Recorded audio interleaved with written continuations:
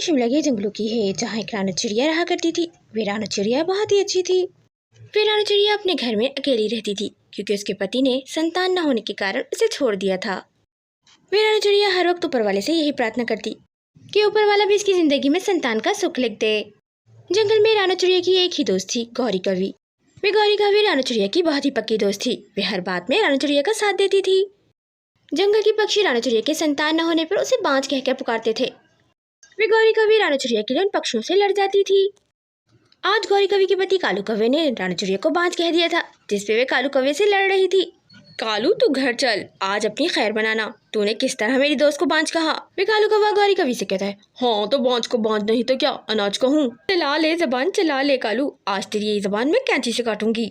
वे गौरी कवि हर बार रानू चिड़िया के लिए पक्षियों से लड़ जाती। आज तो वे अपने पति से लड़ गई थी।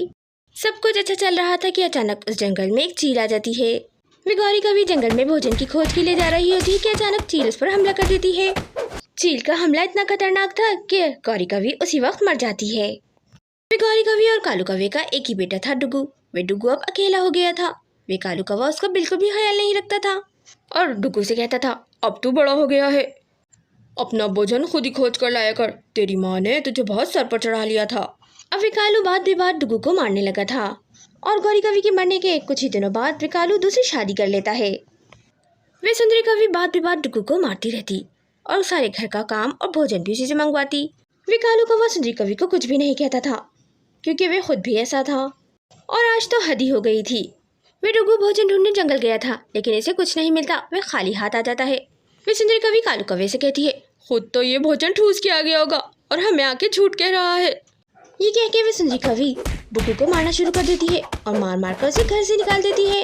कालू कौवा ये सब कुछ देख रहा होता है, लेकिन वो कुछ भी नहीं करता। वे डुगू दरख्त की एक शाख पर बैठकर रो रहा होता है और अपनी माँ को याद कर रहा होता है। तभी अचानक वहाँ रानू चिड़िया आ जाती है और डुगू से कहती है, वे रानू चिड़िया डुगू से कहती है, डुगू बेटा तुम क्यों रो रहे हो? क्या बात है, मुझे बताओ। वो बेचारा डुगू सारी बात रानू चिड़िया को बताता है और कहता है कि आज तो उन्होंने मुझे मार मार कर घर से निकाल दिया है। अब मैं कहाँ जाऊँगा, कहाँ रहूँगा? डुगू के मुंह से ये सारी बात सुनकर रानू चिड़िया को उस पर बहुत दया आती है, क्योंकि वो उसकी प्यारी दोस्त गौरी का बेटा था। वे रानू चिड़िया डुगू को अपने घर ले आती है और उसे अपने बेटे की तरह पालने लगती है। रानू चिड़िया डुगू से कहती है, डुगू बेटा, ऊपर वाले ने मुझे संतान नहीं दी थी, शायद कि तुम्हें मेरे घर आना था। मुझे ऊपर वाले से बहुत शिकायतें थी, लेकिन तुम्हारे आने से वो सारी शिकायतें दूर हो गई हैं। अब वे रानू चिड़िया बहुत ही खुश थी, क्योंकि उसकी ज़िंदगी में संतान का सुख आ गया था। और यहाँ डुगू भी बहुत खुश था, क्योंकि रानू चिड़िया उसे उसकी सगी माँ की तरह प्यार करती थी। डुगू के चले जाने के बाद वे सुंदरी कवि हर वक्त कालू कौवे से लड़ाई करती रहती थी और कालू कौवे को कोसती रहती थी। न जाने ये निकम्मा मेरे नसीब में कहाँ से आ गया। मेरे लिए तो इतने सुशील और सुंदर कौवों के रिश्ते आए थे, ना जाने मेरी माँ को इसमें क्या दिखा जो मेरी माँ ने इससे मेरी शादी कर दी।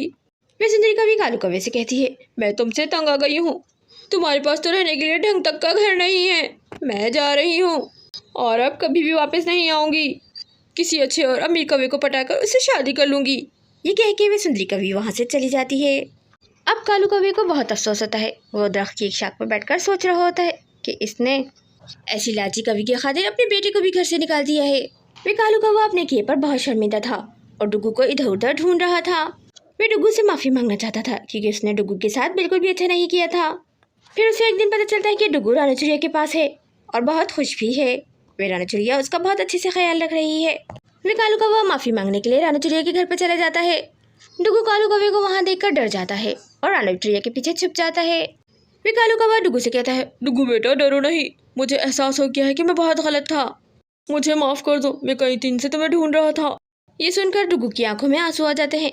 वे डुगू कालू कौवे से कहता है, पिताजी मैंने आपको माफ़ किया, लेकिन मैं रानू आंटी को छोड़कर नहीं जाऊंगा।